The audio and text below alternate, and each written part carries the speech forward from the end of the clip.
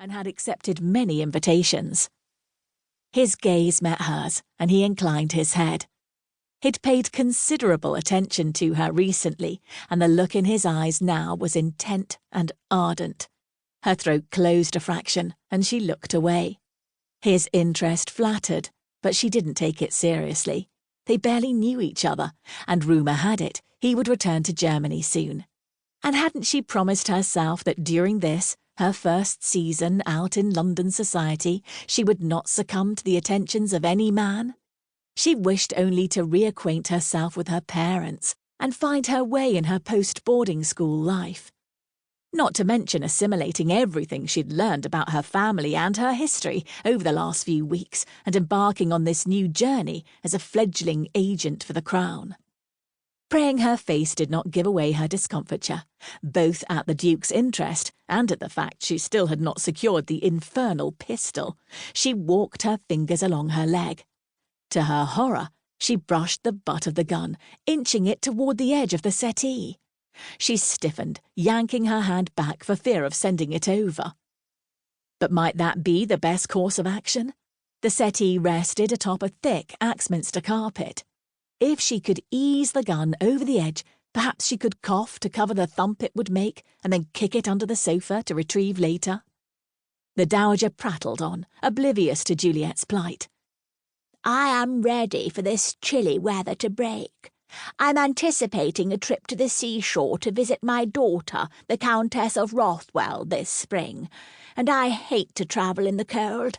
It's bad enough coming down from Oxfordshire for the season in the dead of winter, but to have the frost linger this far into the spring is unbearable. The Dowager was one of those ladies who was quite content to have observers rather than participants in any conversation she held. Juliet smothered a smile and nodded, which was all the encouragement the Dowager needed to continue. Juliet's fingers approached the butt of the gun again through her pale pink gown. She drew in a breath and pushed. She let out a cough she hoped would disguise the impact. But rather than thudding to the floor, the weapon didn't budge. A tug pulled along the back of her thigh. She was sitting on the strap she had used to bind the holster to her leg. Botheration! She couldn't move it up, and she couldn't move it down.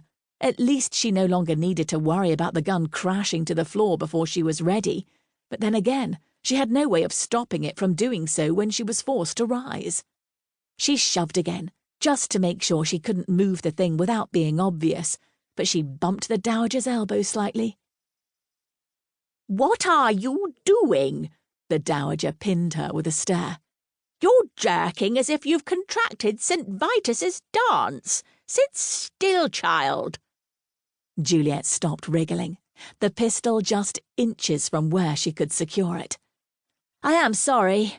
Her words were forced through a clenched teeth smile. Uncle Bertie glanced her way, and she wanted to melt into the floor. He missed nothing, and somehow she knew he was aware of her exact predicament. He raised his brows in a mocking query, a smile touching his lips, and she glared at him. He was enjoying her discomfiture altogether too much.